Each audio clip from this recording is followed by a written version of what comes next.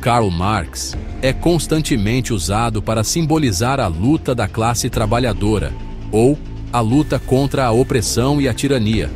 Mas, na verdade, ele pode facilmente ser considerado o maior escritor de ficção de todos os tempos.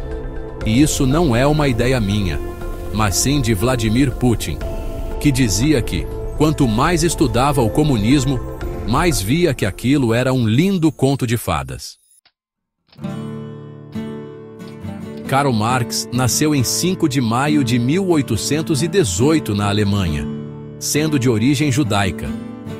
Ironicamente, Karl Marx não é de origem pobre. Seu pai, Heinrich Marx, era advogado. E além de possuir vários vinhedos na região, recebia um salário estável de classe média alta para a época, ou seja, ao contrário do que muitos comunistas. Após a morte de seu pai em 1838, o jovem Karl Marx, de 20 anos, recebeu os vinhedos de seu pai como herança, do qual ele não conseguiu gerenciar de forma lucrativa. E acreditem, se quiserem ou não, sua própria mãe teve que comprar os vinhedos herdados de seu pai para ajudar Marx, pois ele não conseguia ter lucro com eles. E talvez, assim como eu, vocês também estejam se perguntando por que Karl Marx vendeu os vinhedos para sua mãe e não para um desconhecido. O motivo é simples. Ao contrário de Karl, a mãe de Marx tornou os vinhedos um negócio lucrativo e enviava parte dos lucros para Marx. Ou seja, a herança de seu pai era de fato lucrativa, o problema era que Marx não tinha. Durante o período de 1842 a 1843, Marx finalmente encontrou um emprego como jornalista na cidade de Colônia, na Alemanha. Nesse período, Marx era defensor do modelo de duração. Liberal, Marx nessa época buscava um modelo de democracia constitucional, mas em março de 1843, seu jornal foi fechado pelo governo do rei prussiano Friedrich Wilhelm IV. Nessa época, Marx priorizou os estudos da política econômica e história da Revolução Francesa. Em 1845, Marx foi expulso da França, ao qual se moveu para a Bélgica. Em março de 1845, na Bélgica, Marx renunciou sua cidadania prussiana, se tornando um cidadão apátrida, status que ele manteve durante toda a vida. Mas afinal, do que se trata o marxismo? Bom, depende. Suas ideias são tão vagas e confusas que algumas versões de seu livro vêm com um manual de como você deve fazer para entender o livro. Seus mais fiéis ditadores, desculpe de novo, quero dizer que seguidores religiosos, não têm uma interpretação única sobre o que seria a correta implementação do comunismo, mas existem algumas. As ideias centrais. A teoria central de Marx circula em torno do materialismo histórico e do determinismo econômico. Marx não acreditava que a evolução dos sistemas econômicos se dava através de evoluções gradativas das tecnologias ou através de avanços nas cadeias produtivas. O comunismo primitivo refere-se a um sistema social e econômico que existia nas sociedades tribais antes do surgimento das classes sociais e da propriedade privada. Caracteriza-se pela propriedade coletiva dos meios de produção, onde todos os membros da comunidade têm acesso igual aos recursos. Este sistema era comum nas antigas civilizações, como a Grécia e Roma antigas, e persistiu em várias formas até a Era Moderna. Os escravos não tinham direitos e eram forçados a trabalhar sem remuneração, sustentando a economia de seus donos. O feudalismo. O capitalismo é baseado na propriedade privada dos meios de produção e na criação de bens e serviços com fins lucrativos. A economia capitalista é caracterizada pela competição de livre mercado, onde os preços de bens de consumo e serviços são determinados pela oferta e demanda. Os indivíduos e empresas buscam maximizar seus lucros, e a inovação e eficiência são incentivadas para manter a competitividade. O socialismo.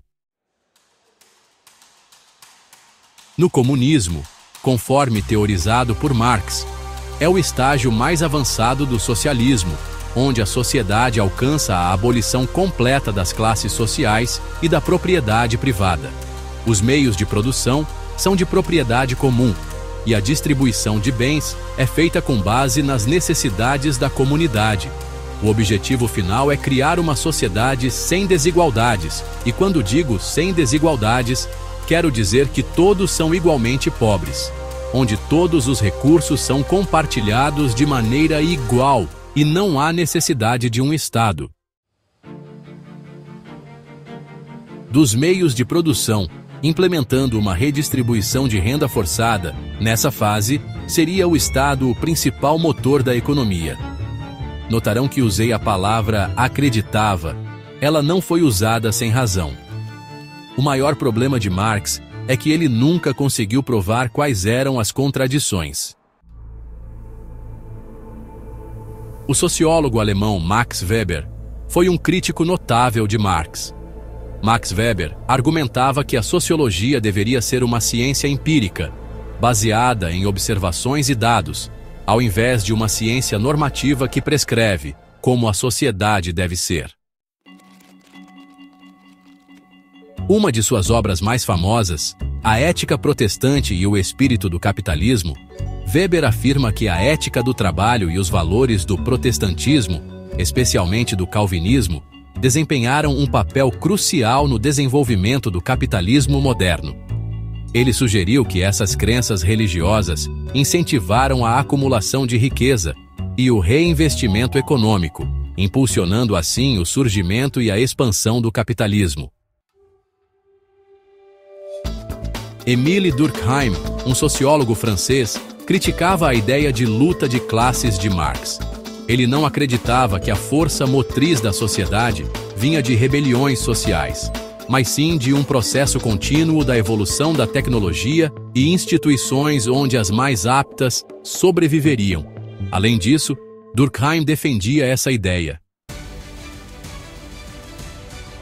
Robert Heinlein, político e escritor americano que já foi citado aqui no canal várias vezes, em seu livro Tropas Estelares, faz críticas às ideias de Marx.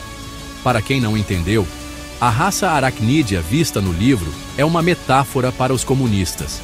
Heinlein criticava a redistribuição de renda forçada de Marx, pois isso levaria, além da tirania e perda de direitos individuais, a faltas. Otto von Bismarck, chanceler da Prússia e posteriormente do Império Alemão, responsável pela unificação da Grande Alemanha, era um realista político e via com ceticismo as ideias revolucionárias de Marx. Ele teve que criar leis, em 1878, para reprimir os movimentos socialistas dentro da Alemanha, pois elas afetavam a estabilidade do Império Alemão. Mas além das ideias revolucionárias sociais, quais são as ideias pseudo-econômicas de Marx? Bom, o alicerce da teoria de Marx é a teoria do valor-trabalho. Marx pregava a ideia de valor-trabalho. Segundo sua teoria, o preço de um bem, produto ou serviço deveria estar atrelado ao tempo de trabalho socialmente necessário consumido para produzir o produto. Essa visão de Marx tem alguns problemas. Primeiro, você não consegue determinar o preço original de um produto sem antes saber o tempo médio de produção de cada item do produto.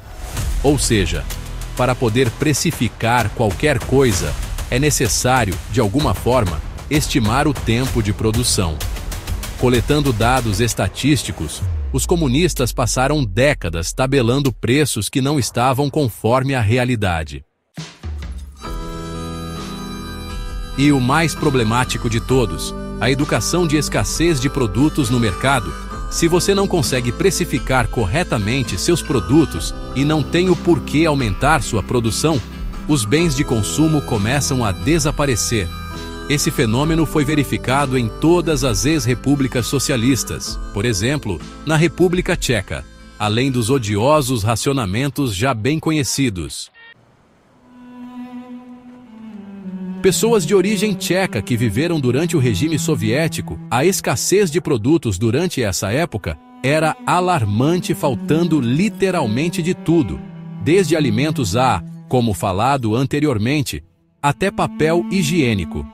E falando de escassez, aqui entra outro problema da visão de Marx. Marx acreditava que a falta de recursos era uma consequência da má distribuição de renda gerada pelo capitalismo. O problema com essa ideia é que todo estudo econômico existente é baseado na ideia de que os recursos são escassos na natureza. Se Marx estivesse correto, não faria sentido estudar economia. Ou seja, Hayek não tinha como estar mais correto. Resumindo, Karl Marx é ironicamente a maior prova de que sua teoria não funciona. Após mais de 30 anos de estudos, ele não conseguiu provar suas principais ideias, motivo pelo qual foi amplamente criticado pelos inúmeros intelectuais mostrados no vídeo.